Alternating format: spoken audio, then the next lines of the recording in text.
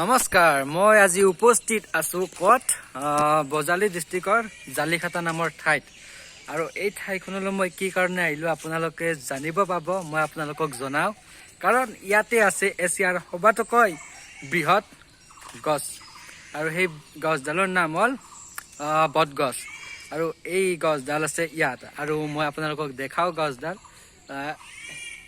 এইডালে সেইডাল গছ 207 বছৰ পুৰণি গছ এইডাল আৰু আপোনালোকে দেখিব পাইছে এই ৰব মই বেক কেমেৰাৰে দেখাও আপোনালোকক এইডালেই হ'ল সেইডাল গছ আৰু এই মেইন গা গছডাল আছে এই তাতে আৰু এনেকুৱা শিপা না কি বুলিবা কয় এনেকৈ চাৰিওফালে বেৰি ধৰিছে এই গছডাল 207 বছৰ পুৰণি গছ আৰু এছিয়াৰ ভিতৰত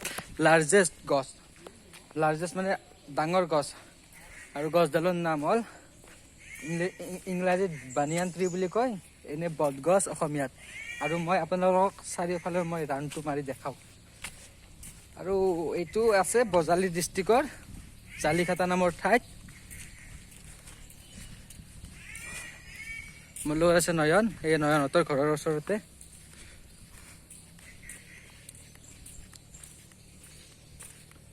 মানে মোৰ দেখি আচৰিত শিপা আহি আৰু মাটিত লাগি তাৰ পৰা আকৌ গছ কেনেকুৱা আল্টিমেট কেনেকুৱা ক্ৰিয়েটিভ ভগৱান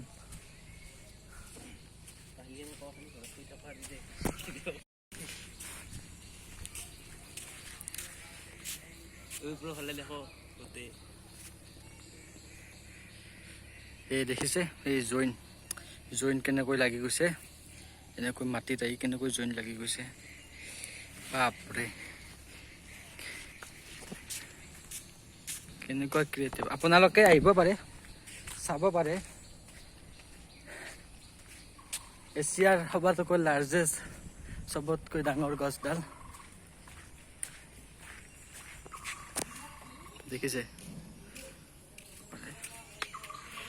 এই গছডাল এনেকুৱা লাগে মোৰ এই এখন যে ফিল্ম আছে জেক দা জিয়ান্ট বুলি তাতে একডাল গাছ থাকে একদম ওপৰলৈ উঠি যায় মোৰ সেনেকুৱা লাগে আৰু ইয়াৰ লগতে লাগি আছে মন্দিৰ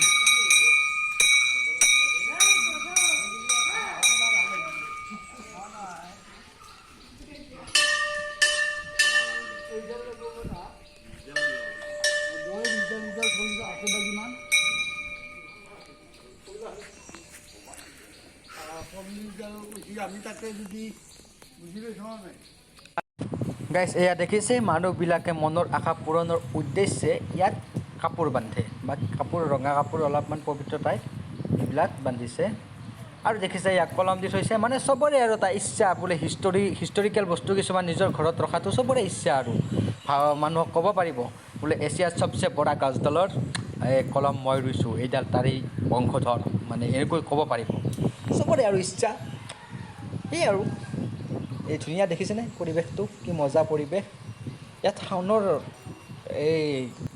শাওনৰ লাষ্ট সোমবাৰটোত বহুত ভক্তৰ ভিৰ হয় মই জানিব পালোঁ গতিকে আপোনালোকেও আহিব পাৰে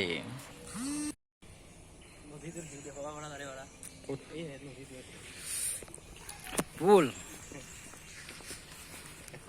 আৰু এই গছডালৰ কাষেৰে বৈ গৈছে এটা ধুনীয়া নদীটোৰ নাম কি কালদিয়া নদী ন আৰু নদীটোৰ নাম হ'ল কালদিয়া নদী মই নদীটো আপোনালোকক দেখাম আৰু এই যোনটো মন্দিৰ আছে ইয়াৰ বাউণ্ডেৰীটো বহুত ডাঙৰ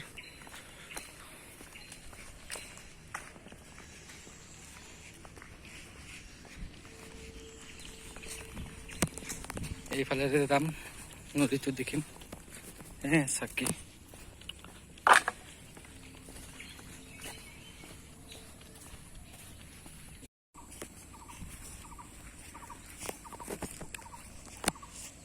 এইটো হ'ল দা বিখ্যাত কালিয়া নদী আৰু এই নদীটোৱে মাজে মাজে বানৰ তাণ্ডৱ কৰে আৰু গছডালো গুৰত পানী উঠে বাৰিষা হ'লে যেতিয়া বানপানী হয়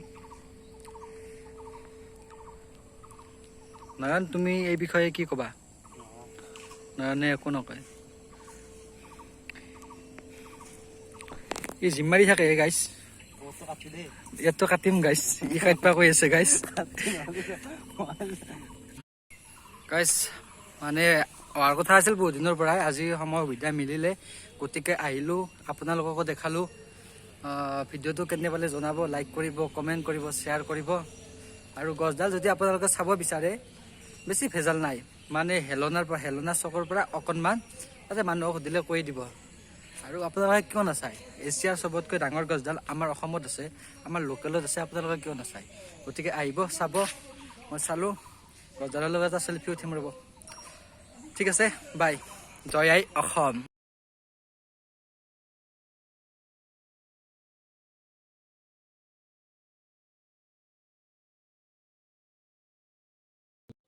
এই গাইজ দেখিছি না, এই ছোৱালীবিলাকে য'তে পায় তাতে চেল্ফি মাৰি থাকে, কি ক'ব।